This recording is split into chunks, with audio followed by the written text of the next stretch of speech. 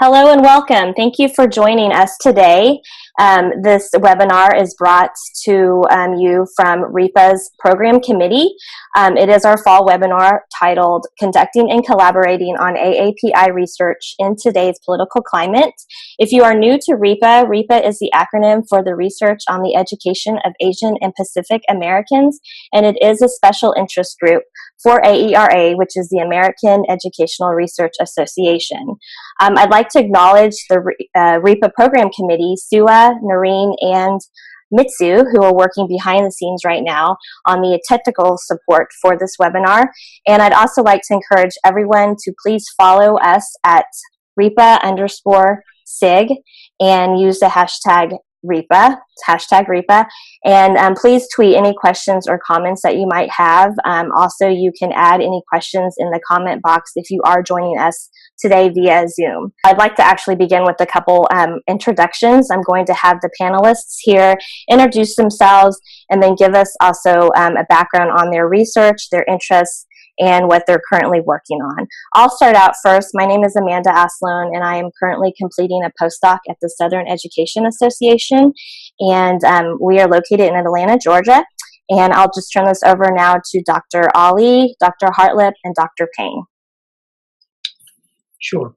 Hi, I'm Arshad Ali. I'm an assistant professor of educational research at the George Washington University. And I guess I do my research on, over the past decade, it's really been around surveillance of Muslim youth communities, particularly kind of South Asian and Arab youth communities. So I'm looking at kind of high school and college students and questions around democracy, liberalism, and citizenship. My name's Nicholas Hartlep. I'm an assistant professor of urban education at Metropolitan State University in St. Paul, Minnesota. I say the city and state because there also is a Metropolitan State University in Denver. My research looks at the model minority stereotype of Asian Americans and also neoliberalism.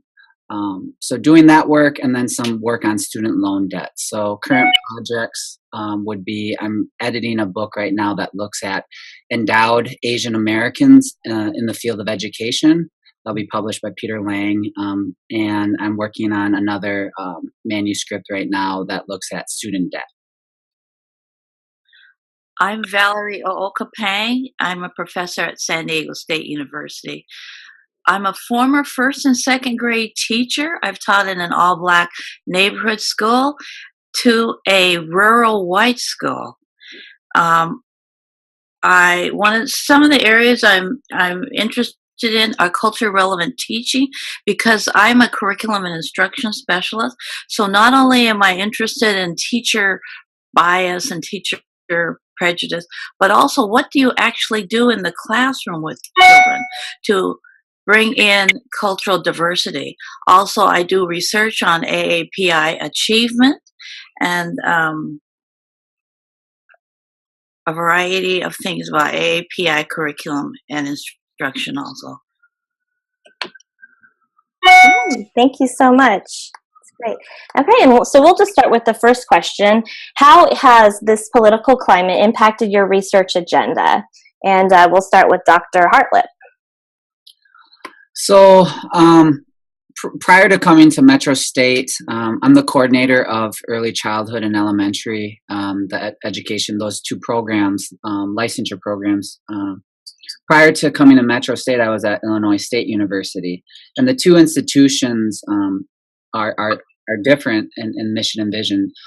Illinois State was and is, I guess, a primarily white institution. And where I'm at now is we're eligible for AAPI status. So we have a more diverse population. I say that because it's impacted my research insofar as I've really been asked to apply for grants.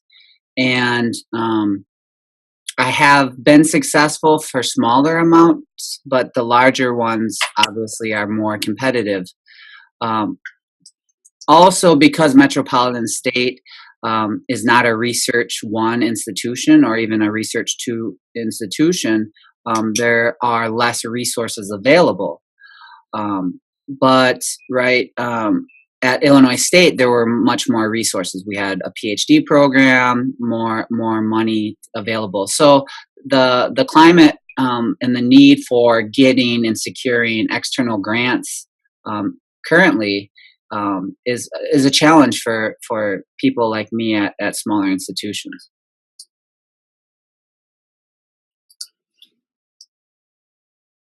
Great, thank you, Dr. Hartlep. And Dr. Ali?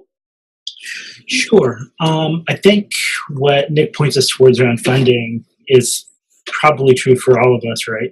This push towards getting additional grant money. I guess when I kind of was thinking about this question, I was also thinking about kind of the current political moment. And I think it's clear that for many academics, in particular kind of for many of us who are on the panel, as well as those of us who are kind of listening as well, I'd be willing to bet who are doing work that is broadly kind of counter-hegemonic and challenging kind of established discourses. I think we're much more cognizant of what we say right now. What was it, earlier this week, there was a professor who said, I had just read the story in the news and I didn't follow up on it, but the professor in Las Vegas made some pretty kind of unremarkable critiques of, and not unremarkable in that they weren't important or useful, but in that they were nothing new, of U.S. President Trump. And the White House actually went after that professor. So I think we've seen kind of professors and faculty who speak out about what's happening in the world, attacked politically, attacked in the media, attacked by the White House, as well as state and local officials. And we have seen oftentimes universities not support those faculty or give them kind of tepid support. And this is a real context for a lot of us who are doing the research we're doing. And so I think we have to be cognizant of that and we have to be honest about that. But we also, I think, for ourselves have to ask ourselves what our responsibilities are in this moment. And what, because I think it's easier not to speak out. But the question is, if not us, then whom? If not people who have kind of the privilege of university life and kind of economic protection of the jobs we have, then whom? Like young people who don't have documentation? Do we kind of shed this responsibility to them? And I think that's part of the larger conversation, so I'll leave it there for now. Okay, thank you. And Dr. Payne, please share how it's working for you on the East Coast. Well, I agree with Nicholas and Arshad that it is very difficult right now to get money for AAPI issues. However, it is better than when I first started out. When I published the piece in 1990 about the need for disaggregate data about AAPI population, that was one of the very few articles in education about the diversity. And I patterned my work off of Stanley Su in psychology because there was very little understanding in education about the needs of AAPI populations. So even though it is harder today, I still think there are more opportunities. However, the data that we published in Ed Researcher on AAPI population and achievement in 2011, that data was the state of California. They gathered data on 13 API populations. However, the money for that came up, I think it was last year again, to refund that data collection. Jerry Brown did not re-sign it. So we kind of go forward and backwards and forward and backwards. And I do agree with Dr. Ali and Dr. Hartlep that we have to be passionate and keep at it. When I first started many years ago, I finished in 1981, that I was told not to do research on AAPI population because no one would listen. It would be like career suicide. However, as you know, things have done better. I mean, look at all the things that I know Nicholas has worked well, and he has done so much on the model minority. So I think we're moving forward, but it is slow. Yes, definitely. And Amanda, can I just chime in and say, I was reflecting on my remarks, and I still hold true. One opportunity, Metropolitan State, we in urban education, we host a journal now. It's a print and index journal, the Journal of Educational Foundations. At Illinois State, we had journals that were indexed and what have you, but the difference is at Illinois State, I would never have really gotten an opportunity to be an editor, the lead editor, whereas at Metro State, because there's a lot of work to be done and few workers, so to speak, right? The resources. Folks that do have the passion that Dr. Pang alluded to can be resourceful. And so literally pitching the notion of hosting the journal, it was received very well from the administration, and they supported it. And they put financial backing behind that. That's an opportunity that I wouldn't have gotten. So there are opportunities. The resources might be hard to get, but if you're resourceful, you can still get them. And actually, could you share a little bit about how, Dr. Pang talked about how the research for AAPIs has evolved over the time since she started, maybe for the other experiences that you can share in that area, and then how have you found the resources that are out there for researching AAPI students? That's for Dr. Pang, I think, right? Your question?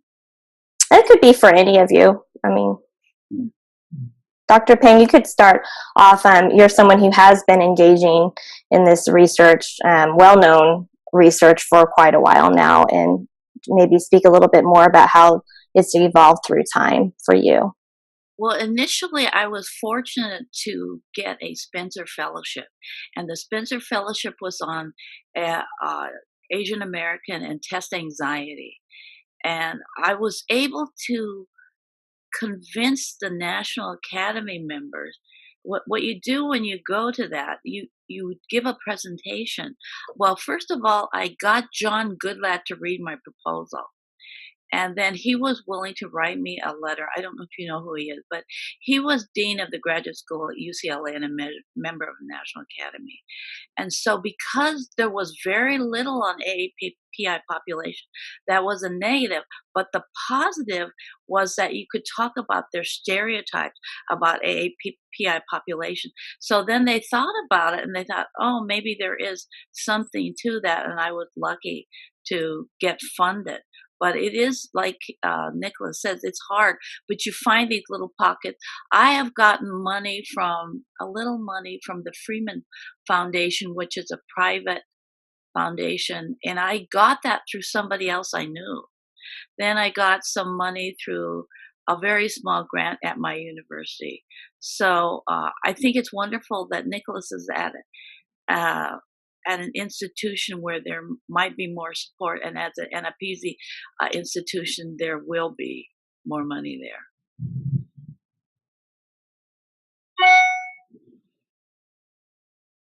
All right. So for the newer faculty who are interested out there in collaborating on AAPI research, what are some suggestions that you have on how they can expand their networks? Dr. Ali, we'll start with you. Sure. Well, I think there's a few things I might suggest for both newer faculty, graduate students. One is look geographically in your area, because I think we often will just look at our university, but oftentimes where we live, there's a number of other universities. And I wouldn't be shy about, especially as you move to a new place, emailing people, asking them to meet you for coffee, for lunch, and just get to know who you have locally, because I think beyond the question of collaboration, it helps really develop a support network locally.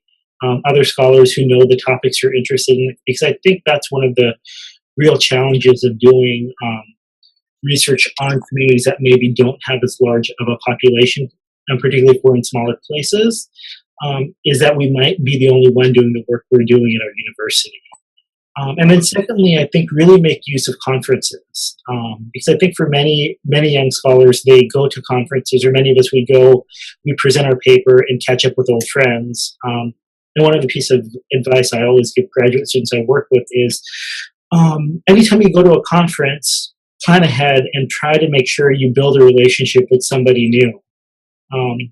Email people a few weeks ahead of time, schedule a lunch, schedule a coffee, and really get to know somebody's work and somebody in a more in-depth way through going to a conference. Mm-hmm. Yeah, I would say I would echo everything that has been said. One thing I guess I've found is I guess I feel a little stagnant when I attend some of the conferences I've historically gone to, and I think the stasis is that I've been there and I know the folks.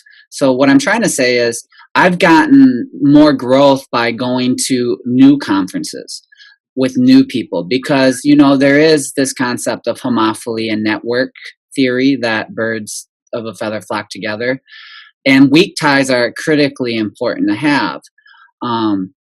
So I would also add to be persistent and professional, of course, but if you request a collaboration and someone declines it earlier on, I would probably internalize that as, oh, it's something I did wrong, or, oh, my idea is bad.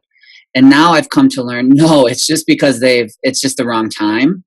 So maybe put that in the back burner, and then the right time will come. So thinking about your projects and networking in a more long-term way, not just short-term. And those weak ties do come around, and I have evidence of that. So my only suggestion would be certainly conferencing, and conferences are expensive too. So being aware of hitting up some regional conferences that don't require as extensive travel, and then looking again, resourcefulness I think is really important. So if you're a grad student, what does your institution have? Even if it's a $500 stipend that you can apply for reimbursement on a conference, that's going to help subsidize your trip. So my biggest thing is resourcefulness, persistence, and be open to look at new conferences. I think it's also important that when you go to a conference, I don't know about you, but when I go to a conference, I sit in the sessions. I'm not necessarily taking in everything. I'm kind of distracted by all. There's a lot of politics at AERA. There's a lot of one-upmanship. It's very, very competitive there. And so in some ways, I find it to be negative. However, what I do is what the other two panelists suggested. I make lunches or coffee with people who I want to get to know over a long period of time. So one of the ways that I was able to get Geneva Gay as a mentor was I would see her at different meetings or conferences, and I would talk to her, and she's very open. And so I had the opportunity to get to know her. Another person I got to know over time, I mean, these things don't happen overnight, is Lynn Goodwin at Teachers College, who I know very well. And I was, it was just an opportunity. I would see her at REAPA, and then we would have coffee and lunch. But I would make sure that whenever I went to a conference, I would have certain appointments, and I know Amanda knows about that I would make in advance, so that I knew there was some things I was seeking and information I would be able to make that network stronger. It is very lonely. Soua and I were talking about this earlier. It's very lonely in higher ed, and it's hard to find people you trust. And if you're really going to collaborate over a long period of time, that trust is so important. So don't think of a conference just as a place to get information, but as everyone has said, the networking. And I like Nicholas's idea of going to regional ones. Find a good mentor. Yes, I definitely agree with that. And I actually remember 5 years ago being in North Texas and the only Asian American in my program studying Asian American students. And I heard that Dr. Peng would be speaking at the NAME conference. So I just went up to her out of the blue and was like, hi, I'm reading your research. I'm excited to meet you.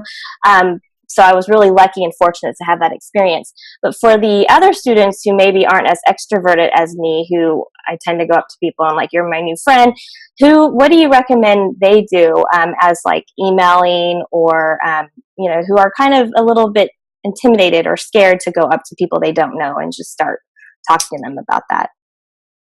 Any advice? You have to be courageous. You cannot be a little flower on the wall. I know Nicholas, he asked me to be on a panel. That's the reason why I know Nicholas. He is out there. He is working all the time. I think you cannot, as he said earlier, it's not about you. So if they don't seem to be, connecting with you, it may be that they're just busy. And one thing I learned from John Goodlad, if you have a chance to talk to somebody, you have 7 minutes max to get your point across and tell them why you want to talk to them.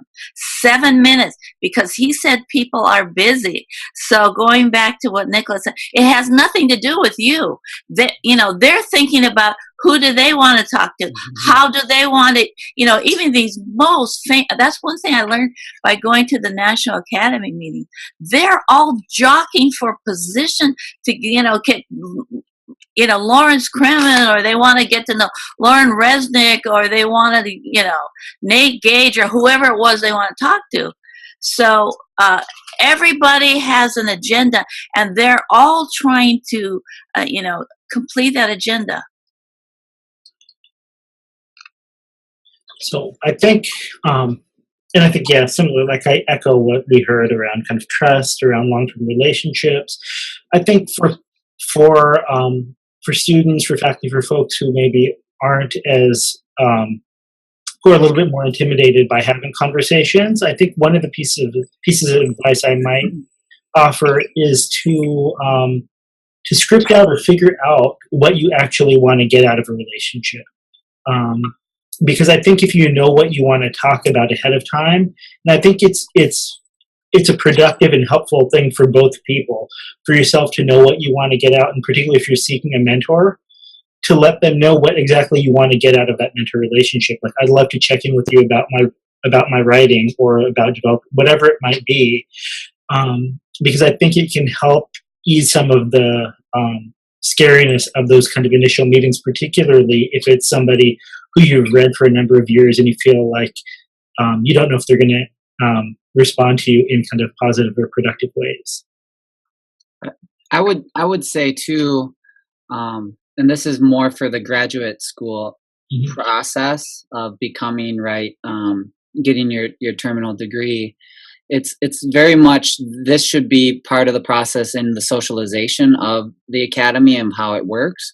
And it's really, I think, beneficial to jump right into organizations, whether it be at the SIG level or the division level. I'm just using that language because it's AERA.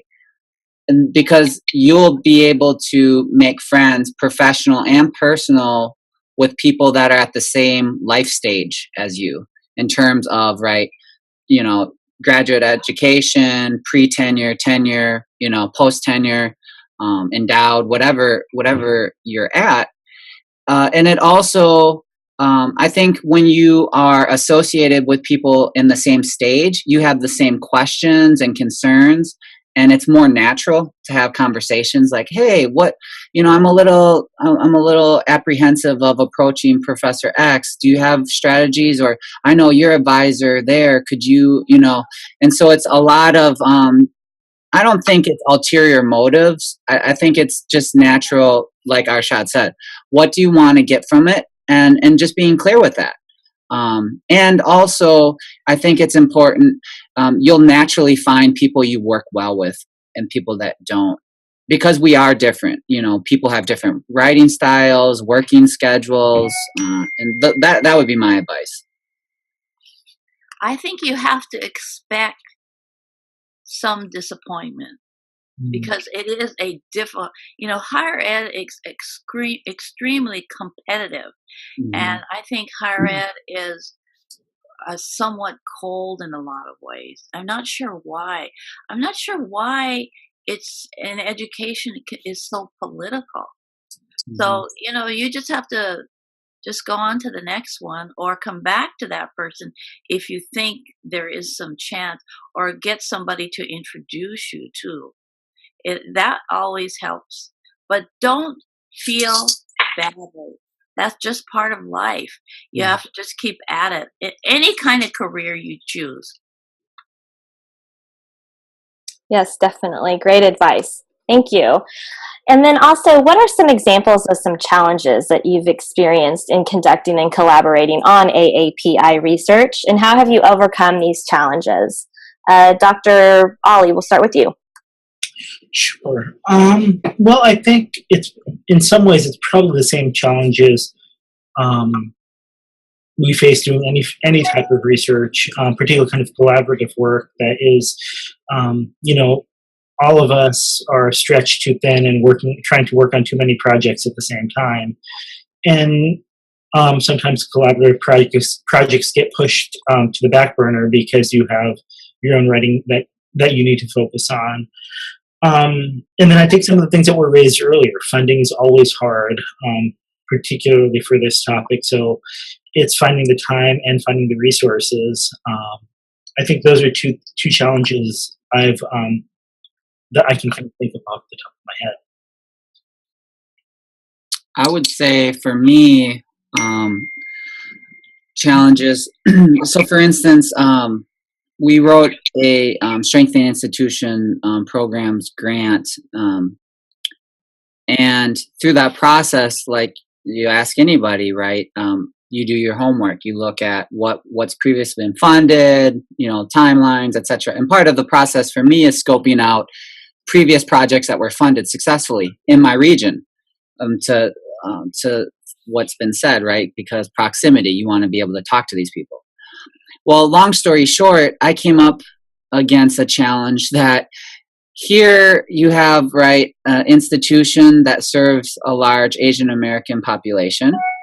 You have an Asian American researcher, and you have me going and talking to some people. And what I was bumped up against was protection around their projects. They didn't want to share too much, right? Very territorial about it.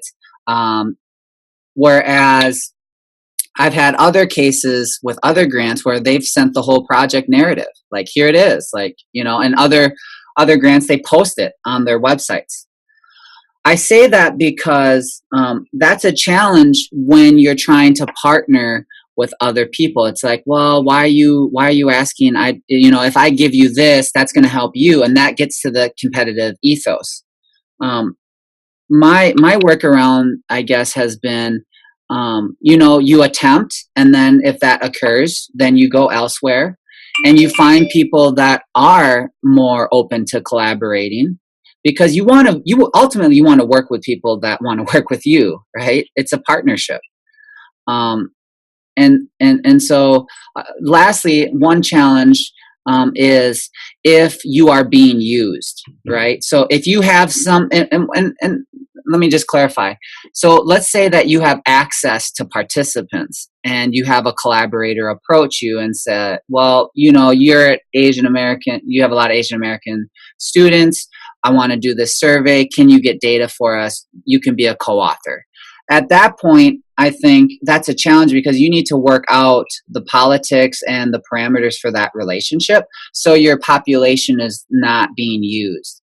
And at Metro State, I really like it because they value populations and participation. There has to be a form of trust and reciprocity. Otherwise, one person is being taken advantage of. And so early on, I think pre-tenure and grad students are susceptible of being used by some people, unfortunately. So it's kind of, you have to be aware of that. It's like, oh, your eyes open. Oh, I get an opportunity to get published. I'm going to take it. But you just have to tread lightly and understand the nature of that relationship, I think. And that's a challenge, especially in, I think, API research, because we tend to be a smaller group. following up on what Nicholas said, I also want to remind you, even though this is a little bit more general, but I want to make sure I get it into this session. As you collaborate, you never, or I would suggest, you never give your best ideas, never, to people you don't know, even to people you know well, because I have had so many ideas stolen. In fact, someone did publish on one of the ideas, actually a couple people, several people, but they wouldn't publish exactly like I do because they don't, even though I gave them the kernel, of course, we didn't talk about it enough. So I think you have to be very, very careful in that collaboration. You want to keep close to the vest your best ideas. So you can collaborate on a lot of things, but your best and most unique ideas, you do not.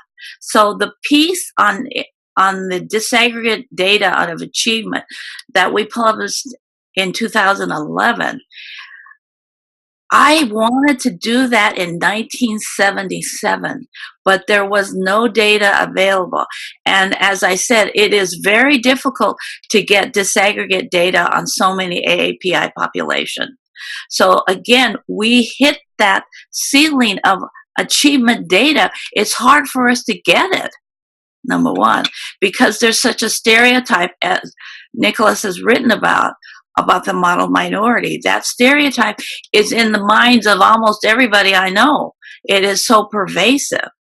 So, in collaboration, a lot of times people don't understand quite what you want to do. And I think part of it is too that AAPIs, the stereotype about us, and maybe the others can talk about it. It's like we're the worker bees and we do all the work. And other people, they're going to take the more of the credit. So you have to be really careful, as in, I think, Amanda's next question, that you would say, okay, I will participate in this, but I will be first author or second author. You're not going to be number 5 because so much, if you're going to do so much of the work, don't let people use you and abuse you, as Nicholas has pointed out. And I'm sure Dr. Ali also knows that. Be very careful. Your intellectual knowledge, that's your resource. Thank you, Dr. Ping. And actually, I do have another question to follow up with what you said.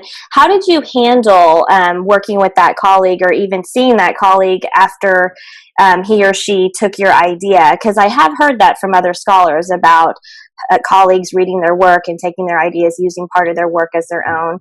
Where do you go from there, or how did you handle that situation? Well, you have to be smart. I wasn't very smart. I'm like a lot of AAPIs, very trusting. And, in higher ed, they're all trying to get somewhere. And I guess I've been lucky because as a Spencer Fellow, you get to see the top people in the field, and they're just like you. It's just at a higher level, or the politics is much more intense. You may not want to go that direction. So so I've had the opportunity to think about it, but that particular person on one of them, I am no longer friends with her because I couldn't trust her anymore. And she did publish, but then when I had more time to actually develop the idea, I think ours was reprinted in several other journals. So she didn't have quite the idea, but she had a little bit of it. So, you learn. That's what happens.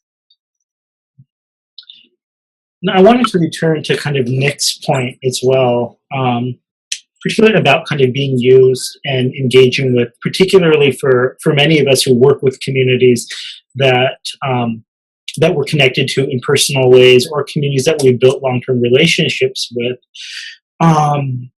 Like giving people access is not, I don't think it's, and I think for myself, I worry about it not as an access to data, but rather, if I vouch for people who are working with the communities I've worked with for a decade or longer, that means a lot. And I'm not willing to give that over to people who I don't have strong ties with, and show up with kind of people who I don't know well. because I think particularly for younger scholars, for graduate students, there's an excitement of wanting to work with somebody who's a professor, someone who's more senior in the field. But, and I think it is important to build collaborative relationships, but I think we should do so in ways that honor the communities we work with, that we learn from, that honor, and that take into account that relationships take time to develop. And we don't, it might not be the best thing to jump into things right off the first time you meet somebody, but to get to know people, to get to know their working style, and get to know how they engage with the communities whom they study with. Because I think those are important things to know, because those are the things that last much longer than getting an article out or getting a publication. It's the relationships with the young people, for many of us, who we work with for years and years. Yes, definitely. Did you have something you wanted to say? Well, I think, it's funny, I'm reflecting. I really admire Dr. Pang because, when I came, I read her Struggling to Be Heard book, as a doc student. There's so few of us in the upper, even full profs in the education field, higher ed.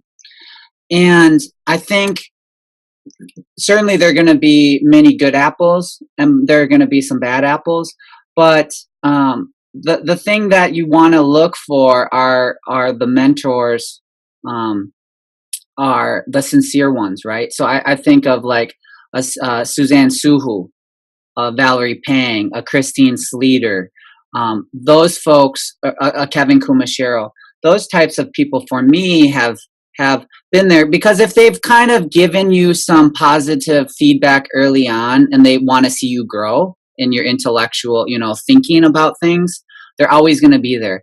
The people that want to just be there for a moment and then they're gone, so I consider them the riders, the people who are with you from day one. And consequently, also, I think it's about this work, the challenges that we're confronting is sharing resources and opportunities, and whatever that might be, because when you get, to on this path, right, to always look back and pull people with you in your wake. What is your legacy, I think. And I've been reflecting about that because Kevin Kumashiro is coming to our campus. And I remember when I sat as a doc student in his anti-oppressive conferences in Chicago, supporting, and so what I suggest is watching the careers of even young professors as a doc student, and consequently it's fun to see how the trajectory of people. And I think one thing that I've unlearned, I guess, is your trajectory is your own, and be the scholar who you want to be. Don't try to placate or be a sycophant for some big time person, because that's not genuine and original, So ultimately, I think my suggestion of all these challenges, again, to Arshad's point, it's about long-term relationships. I mean, yeah, so maybe what I said, nothing is new, but I just felt pretty compelled to share that. I think I want to share some of the things that Nicholas has done that he hasn't talked about yet, though. What he does in collaboration is he will invite different people on a panel at AERA. He did all the work, and there was like 5 or 6 different panelists, and he would get some of them he knew well, some maybe he didn't know as well, but that way he took the leadership and that gave him the opportunity to get to know others. You want to talk about that, Nicholas? I thought that was a good strategy that you used. Yeah, I mean, I really I consider myself sincere, and even Stacey Lee. There are people that have gone ahead and they've really formed the field as we know it. But as a younger person, I think we have a lot to learn from the elders. But then also, I think the elders also learn a lot from us, and it's magical when you see that synergy of the path breakers ahead of us. And they will retire at some point. Some people, they stay prolific, but never. it's the life cycle, really. So to what Dr. Pang has said, with our special issue published by Wayne Wright at Purdue on the model minority stereotype, or at AERA at conferences assembling panelists, it's really important to get to know other people, because the field is small, the field is small. So I want to encourage you to also to look for other people from other ethnic groups to work with and collaborate with, and to be on panels with and to publish with, because there's a whole world out there and they also know other people. And one advantage can be that you are to them one of the few who know about AAPI topics and issues. So that could put you in a little bit of a, good position. And so I recommend that. So like for Geneva, when I got to know her and I was still learning how to publish, I said to her, will you write, would you consider collaborating on a piece with me? And she said yes. So I learned a lot about writing by writing with her. But of course, you have to take the leadership and do a lot of the work organizing and getting the calls and, organize the paper and whatever. But there are lots of other people. If you cannot find an AAPI person, maybe you'll click with somebody else too.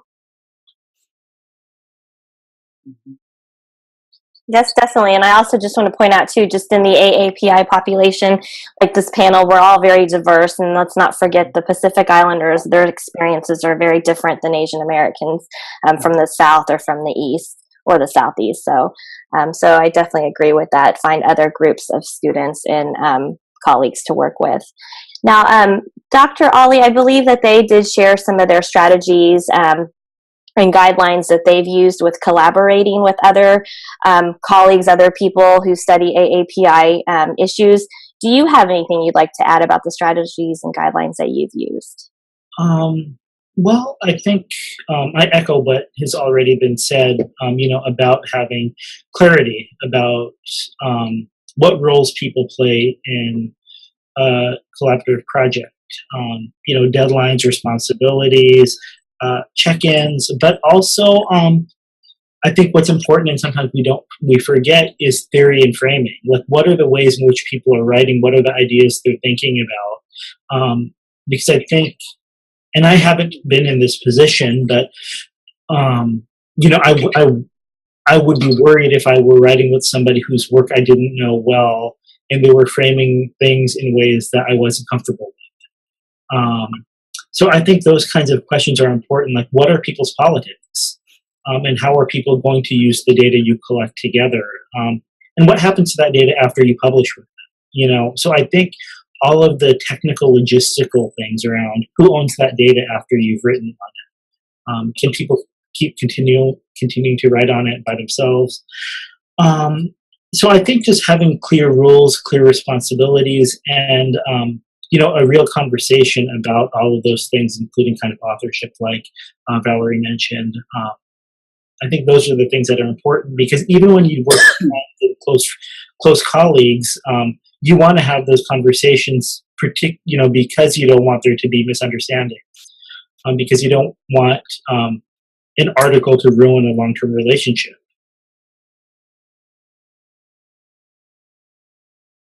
Well, thank you. Dr. Hartlep, Dr. Pang, would you like to add anything to that? I don't have anything. Okay. All right.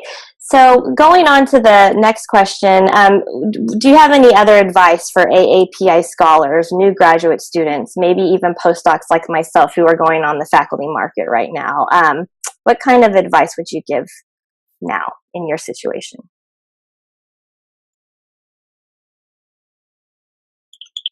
We're all being courteous. We're all like, who wants to? I'll go first. My suggestion is, I'm finally happy. I'll publicly say that. I mean, I found an institution. I say that. I mean, in Minnesota, I'm familiar. That's like a homecoming. And I guess my suggestion is, given the climate and I don't mean racial climate, I just mean the climate of higher ed, trying to get a job. It's challenging. Get a tenure track job, or get a job at, get in where you can fit in, but just understand that it's your first job. It doesn't mean you have to stay there forever. I mean, ultimately, if you're in the East Coast and that's your dream to stay there, but you have to take a job on the West Coast, then, take it. But also my suggestion for them is it's even more competitive from what I've been told, and most, in terms of the requirements, what hiring committees are looking for, right? They're looking for articles already as a doc student, right? And maybe numerous. They're looking for grant applications, maybe not successfully securing them, but that you're a co-PI on with your advisor. And so I guess trying to create your dossier, your vita in a multifaceted way, and your identity. Like, ultimately, what do you want to be known for as? Like, and how does that align with your personal, your professional, your politics, and lastly is, this is not my idea. It's idea of mentors. This is a marathon. So you have to stay healthy. You have to take care of yourself, because higher ed will chew you up and spit you out. Mm-hmm. So that for me is my family. And I don't mean just biological or adoptive or, nuclear. I mean, your colleagues. I consider Amanda a family member. We have a fictive kinship through being adopted, or Valerie as a mentor of mine. So I think to understand that will help you be successful. And then lastly is, if you are unsuccessful of securing a job, it's not because of you necessarily. It might just be fit, might not be the right time. And so to stay persistent and never give up, because I've seen people where they're, they apply and they're like, oh, I just can't get it. Or I can't even get a postdoc. What is it? And they kind of feel dejected. And I wouldn't blame yourself. Just keep trying. It's definitely effort-based and persistence-based. It's not necessarily your intellectual deficiency. You're smart, you're capable. I mean, you wouldn't have finished a doctorate if you weren't. So that's what I would say. So I think my thoughts would be, in many ways, they echo a lot of what Nick said about persistence. And it's something to talk to, and that's something really productive, I know, for me to talk to mentors about and talk to people who are senior people in the field, that, most people, few people, if anyone, gets their dream job out of graduate school. And the idea of persistence, right? Like, many of us who, like, maybe graduate students look at as like relatively successful. We've applied for scores, if not more than scores of jobs that we were rejected from. And that's part of the process. So, like, keeping up and being persistent through that process. But I think maybe one thing I might say a little different from Nick is, if you have a job that you've tried and it doesn't work well, you can say no. The academy is a wonderful place to be and a wonderful place to work, but it's not the only place to work. And I think there is this notion for people who go through graduate school that I'm going to have to put up with being in a place that might be racist, that might be terrible to me, an institution that treats me horribly, and that's just part of what I do. And you don't. You can choose to be happy, and you can choose to live a life where you're making contributions outside of the academy. And this is one way one can make a contribution, but it's not the only way. And who's to say if it's the most effective way either? Mm-hmm. So I think if you're in a place that doesn't feel good and that doesn't feel affirming, we might put up with it for a short while, but you don't have to stay there. And it's not a disappointment. It's not a failure if you choose happiness over that. And I think the last piece of advice I would give, or maybe the last two pieces. One would be that make sure that you're legible and marketable in multiple different ways. And part of that is having your materials read over by people who are further along than you. Have people look at your materials and talk to you about how you might make yourself legible. And then kind of the last part would be something maybe I've heard from an older generation, and I didn't know I'd ever repeat it. Part of it is, I mean, I think it's just true about the nature of living in a racist state, is that you're going to have to work twice as hard for half as much, and get comfortable with that, because that is where we live. Unfortunately, Dr. Ali is right. We don't make as much. We're not as valued. But we still do really important work. The advice I give to graduate students mostly is, I know this is going to sound trite, but publish, publish, publish. And not just anything, but I really recommend jury journal articles, as Nicholas mentioned. To get a job these days, it's highly competitive, but it doesn't mean you have to publish in Harvard Ed Review. I hear they're not taking any more manuscripts anyway, but you know, but maybe, you know, you go to Cabell's and you look up the acceptance rate of a lot of journals in your area, and you publish in a 30% or 40%, except you need quantity at a young age. You don't need as much of depth of quality, I don't think. You need to show that you know what publishing is, how to do it. One of the things I teach, and I instituted a class on publishing in the doctoral program. Nobody had done that. It's almost as if the other professors, it's like a secret, and they don't want to share it. It's like, oh, I'm not going to tell you. Even if you ask me 1,000,000 times, I'm not going to tell you how to do it.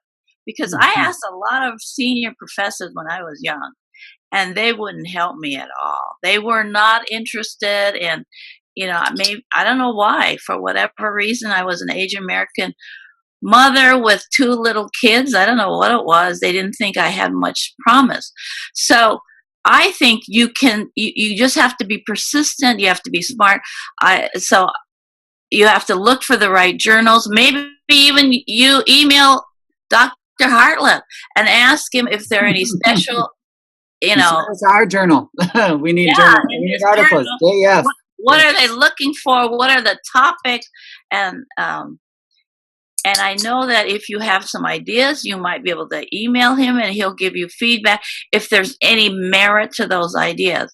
But publishing in a jury journal is really, really important. I know so many people from full all the way down who do too many presentations, but those presentations do not turn into an article. That is wasted money and wasted time unless you're able to turn it into publishing. You also have to be a good teacher. So in my institution, you have to have good teaching and a high scholarship, but the teaching comes first. So even if you got, you know, millions of dollars of grant money, you still have to be able to show you know how to teach and engage in those relationships with students and can present information in organized, clear way. So you have to have both areas well done, teaching and research. And service, of course, too, but not as much. But you got to find somewhere where you learn how to publish. Unfortunately, this is, you know, not the time for me to give you tips, but I gave you one. You could email Nicholas about the possibility of what their special issues might be. Or you can write to any editor. Don't be scared. What are they going to do to you? If they say no or they don't answer, that's fine. You know more than you did before. Maybe that it might not be the journal for you. Publish, publish, publish. And one way you can get experience too is reviewing, sometimes contacting an editor and say, hey, here's my resume, my vita. I'd love to review manuscripts for, and it's service work, but it's also an inside look into the dynamics, because you'll see poorly written papers, you'll see excellent, and you'll see it's also a good way to read like what people are writing about. So yeah, I think that's a great piece of advice as well. Like, I know as a young scholar, that's a lot of how I learned what good articles look like, by reviewing for journals, because for myself I began to see pieces that I could say, okay, this is done well, and I'd ask myself, why is this done well? And I think that was a really I think Nick's advice around that was really something that's worked well for me. All right, thank you. Excellent advice. And we actually have a few minutes, so we're going to take a few questions from some of the audience members. Starting with the first question, coming from Jude. Going back to saying never share your best ideas, what about with your advisor? Can you share your best ideas with your advisor, or who can you trust to help you develop your best? And anyone is welcome to answer this question. Well, I am really sensitive about that because somebody on my committee did take some information from my dissertation and never cited me.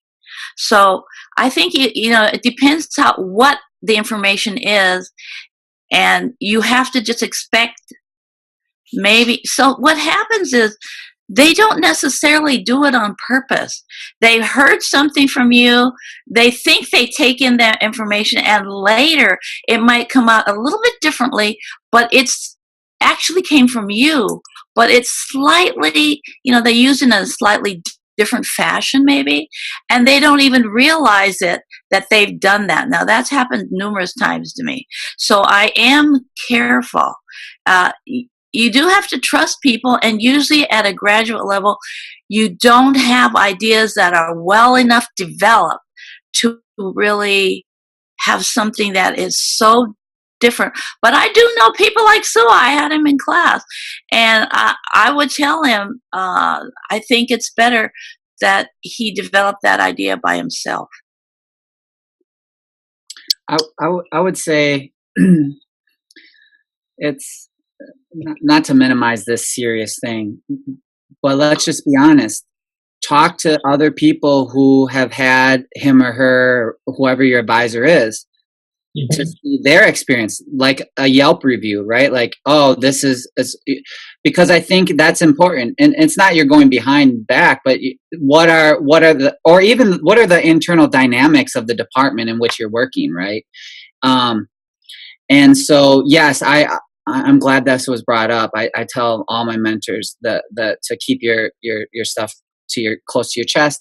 I also think that, right, this kind of speaks to who do you pick as your advisor and who do you pick as your committee members and the dynamics there. I know some institutions allow you to have, people from different institutions and what have you.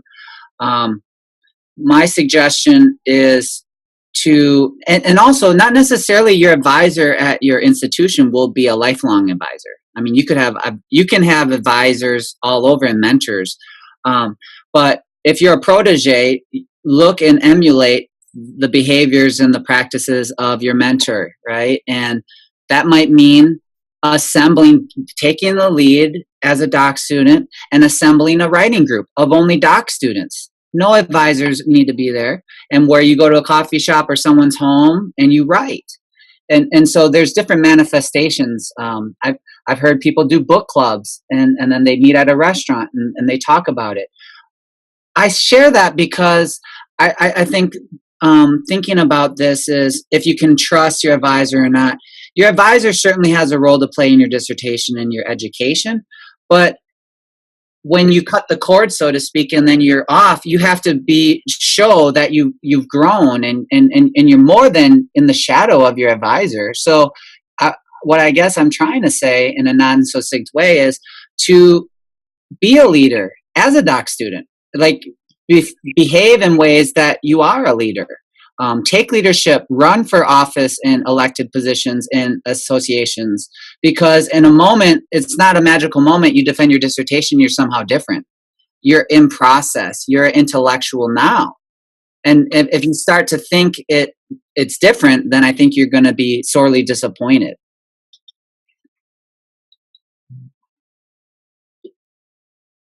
Okay, thank you. And so we do have another question. When it comes to data collection, to what extent have you found the perception or disclosure of your own identity to participants to be important? It's a good question. Dr. Ali, Dr. Peng, would you like to start off? Sure. I mean, I think it's centrally important. And I think if we reduce our identity to kind of race, class, gender, that's centrally important, or sexuality, etc. But also how we approach our identities are also who we are as people, what our own histories are, what our migration histories for many of us. And we know that young people whom we work with are going to read us differently based on how we engage them. And if we want to approach young people as this distant, abstracted, scholarly researcher who has no connection to who they are, we will get a particular type of data or information from them. And if that's what we're looking for, then that's what we're going to get. But if we're trying to have authentic relationships with young people in connected ways, and really learn from how they're making meaning, the very foundation of that is trust, and trust is based on people knowing who we are. So I couldn't imagine collecting data, working with young people in real ways without exposing not just the physicality of my identities, but the kind of deeper meanings of who I am and where I come from and why I do the work I do. I think the questions you pose, the research questions or the issues you research come out of who you are. So that in that way, I think it's really important. But with a lot of my students, I want to get to know who they are, because they bring to me, like Dr. Hartlep said earlier, a lot of things I really don't know. I'm older. I'm not in the hip hop situation or anything like that. I mean, so they enrich my life by telling me about their ethnic identity, their knowledge, their hopes and dreams and all that. So I think it's important that we listen too. Yeah, and to Dr. Pang's point, one thing that I admire about her is she protects her students, and she mentors them. And I say that like all mentors that are listening, they think, oh, okay, I mentor them. But what I'm trying to get at is she mentors them for their best intention. It's not what she gets out of it. She's setting her students up for success. They're going to be successful nonetheless, but she's watching out for them, like, right, don't get taken advantage, or even, and that's really important. It's great if you have mentors that are like that. They're few and far between because of higher ed as being very competitive. But I'm a firm believer in what you throw out, you get back. So when you're an authentic person, you're going to attract authentic people. And if you're not, if you're a selfish person, you're going to meet selfish people. And so I really think it's like a boomerang. You put out positive energy, you'll get it back. Certainly not all the time, but 9 out of 10 times you're going to get it back. Thank you, Nicholas. Okay, so that kind of goes into this last question here. In collaborating with your colleagues in the same department, how could you politely say no without possibly facing the ramifications coming as a result of saying no, especially if you're a junior person in the department?